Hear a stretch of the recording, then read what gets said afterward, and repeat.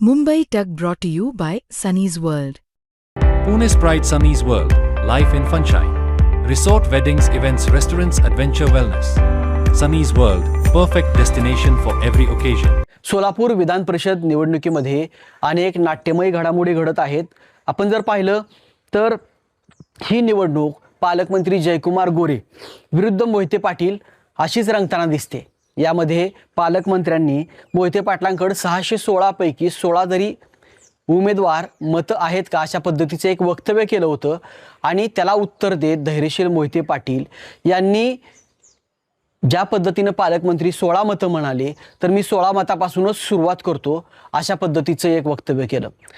आपण जर पाहिलं तर राजकारणामध्ये ज्या पद्धतीनं संख्याबळाला आकड्याला महत्त्व आहे तसंच महत्त्व स्थानिक राजकारण आणि जी व्यूहरचना असते त्याला देखील आहे. त्यामुळं नक्की मोहिते पाटील या 16 मतांपासून कोणता डाव टाकण्याच्या तयारीत आहेत, काय व्यूहरचना नक्की मोहिते पाटील करतायत तेच आपण या व्हिडिओमध्ये पाहणार आहोत.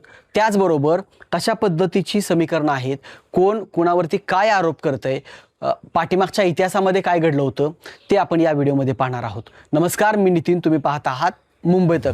आपण जर पाहिलं तर सोलापूर जिल्ह्यामध्ये आत्तापर्यंतचं जर एक राजकारण पाहिलं तर या ठिकाणी कागदावरची समीकरणं, पक्ष आदेश यापेक्षा स्थानिक आघाड्या, स्थानिक सोयरीक, एकमेकांचे संबंध या गोष्टीलाच महत्त्व दिलं गेलं आणि हा जिल्हा पक्ष केंद्रित नसून व्यक्ती केंद्रित आहे हे आत्तापर्यंत अनेक वेळा सिद्ध झाले. यापूर्वीचा जर इतिहास पाहिला तर 1998ला सुभाष बापू देशमुख हे विधान परिषदेवरती निवडून आले. त्यावेळेस काँग्रेस आणि राष्ट्रवादीचं पक्षीय बलाबल जास्त होतं तरी देखील ते निवडून आले. नुकतंच जर उदाहरण घेतलं तर 2016 मध्ये देखील अशीच परिस्थिती होती. त्यावेळेस देखील प्रशांत परिचारक हे भारतीय जनता पार्टी पुरस्कृत त्या ठिकाणाहून निवडून आले. मात्र जिल्ह्याची जर परिस्थिती पाहिलं तर त्यावेळेस देखील हा जिल्हा काँग्रेस आणि राष्ट्रवादीचाच बालेकिल्ला होता. त्यामुळं नुसती संख्याबळ असून उपयोगाचं नाही तर या ठिकाणी एक व्यूहरचना केली जाते आणि त्यामध्ये मोहिते पाटलांचा हातखंडा आहे. आणि आतापर्यंत अनेक आपण लोकसभा असेल, विधानसभा असेल किंवा त्यापूर्वीचं राजकारण असेल अनेक पाहिलं. मात्र ही जी निवडणूक आहे ही त्यांचा कस लावणारी आहे, कारण का ही निवडणूक सोपी नाही. आपण पाहतोय की आत्तापर्यंतच्या ज्या निवडणुका होत्या त्या निवडणुकामध्ये स्थानिक संबंध, अर्थकारण, घोडे बाजार, एकमेकांचे संबंध ह्या सगळ्या गोष्टींवरती ह्या निवडणुका व्हायच्या.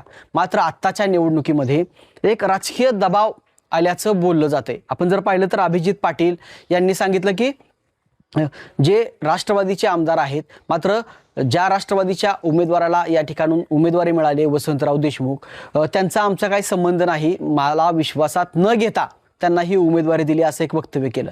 लगेच दुपारी उत्तमराव जानकर यांनी पत्रकार परिषद घेतली आणि मोहिते पाटलांनी केसानी गळा कापला. वसंतराव देशमुख हे त्या उमेदवारीस योग्य नाहीत, त्यांच्या पाठीमागं कोणताही आमदार नाही, माझ्या मुलाला उमेदवारी द्यायचं ठरलं होतं मात्र त्यांना दिली, त्यामुळं आम्ही आमचा स्वतंत्र निर्णय घेऊ अशा पद्धतीचं वक्तव्य केलं. शरद पवार पक्षाचे तिसरे आमदार राजू खरे हे तर सुरुवातीपासूनच सांगतायत की आम्ही राष्ट्रवादीमधून जरी निवडून असलो तरी मी शिंदे साहेबांचा कार्यकर्ता आहे, त्या देखील महायुतीसोबत आहेत.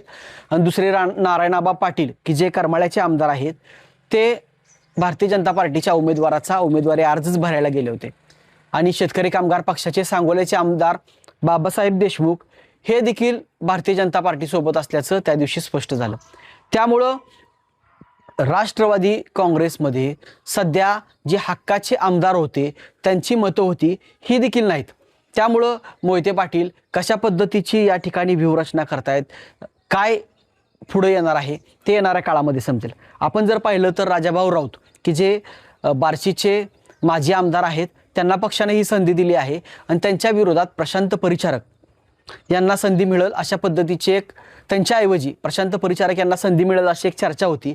मात्र ऐन टायमाला नाव आलं ते राजाभाऊ राऊत यांचं. त्यामुळं परिचारक समर्थक कुठेतरी नाराज आहेत आणि वसंतराव देशमुख की ज्यांना आत्ता उमेदवारी महाविकास आघाडीने दिलेली आहे हे वसंतराव देशमुख देखील परिचारक कुटुंबातीलच एक सदस्य, मात्र आत्ता ते दुरावले आहेत, त्यांच्या कारखान्याचे ते चेअरमन देखील राहिलेले आहेत. त्यामुळं कुठेतरी त्यांच्या मताचा वसंतराव देशमुखांना फायदा होईल. नुकतंच त्यांना पांडुरंग कारखान्यावरती जाऊन कैलासवासी सुधाकरपंत परिचारक यांच्या पुतळ्याचं दर्शन घेतलं, तेथील काही नागरिकांच्या त्यांनी भेटी घेतल्या. त्यामुळं कुठंतर परिचारक गट नाराज आहे, तो मोहिते पाटलांना किंवा यांना मदत करेल अशा पद्धतीचं एक बोललं जात होतं. मात्र प्रशांत परिचारक यांनी स्पष्ट सांगितलं की 2014ला 2019ला मला पक्षानं उमेदवारी दिली होती, मात्र आमचा विजय झाला नाही. त्यामुळं मी पक्षावरती नाराज नाही, पक्ष जो निर्णय घेईल तो मला मान्य आहे. त्यामुळं आत्ताची जर परिस्थिती पाहिली तर राजेंद्र राऊत देखील परिचारक यांच्या घरी येऊन गेले. त्या ठिकाणी त्यांनी त्यांची भेट घेतली आणि त्यावेळेस देखील परिचारक म्हटले की राजेंद्र राऊत यांना मीच भारतीय जनता पार्टीमध्ये घेतलं, ती देखील त्यांनी कबूल केलं. त्यामुळं या नेत्यांचे संबंध, ह्या सगळ्या गोष्टी जर पाहिल्या तर भारतीय जनता पार्टीला आत्ताची निवडणूक एक सोपी म्हटलं तर काय वावगं ठरणार नाही. मात्र स्थानिक जे मित्रपक्ष आहेत त्यांच्यावरती पाठीमागच्या ज्या निवडणुका झाल्या स्थानिक स्वराज्य संस्थेच्या, त्यामध्ये नगरपालिका असेल, विधानसभेला एवढा काही परिणाम झाला नव्हता, मात्र नगरपालिका, जिल्हा परिषद यामध्ये भारतीय जनता पार्टीनं सोलापूर जिल्ह्यामध्ये त्यांना दाबण्याचा प्रयत्न केला आहे. साताऱ्याचं देखील आपण उदाहरण पाहिलं की त्या ठिकाणी शंभूराज देसाई आणि पालकमंत्री यांच्यात झालेला वाद आणि दोन पक्षामधील मित्रपक्षामध्ये झालेला तंटा तो देखील आपण पाहिला. त्यामध्ये त्यानंतर सांगोल्यामध्ये शहाजी बापूंची देखील आपण खदखद ऐकली आणि जिल्ह्यामध्ये अशा पद्धतीचा निधीवरून पालकमंत्र्यांनी दुसऱ्या पक्षातील जे निवडणुकीला उभारलेले जे उमेदवार होते त्यांना देखील निधी तुम्ही कुठून आणणार अशा पद्धतीचा एक दम म्हणा किंवा इशारा म्हणा थेट सभेतून दिला होता.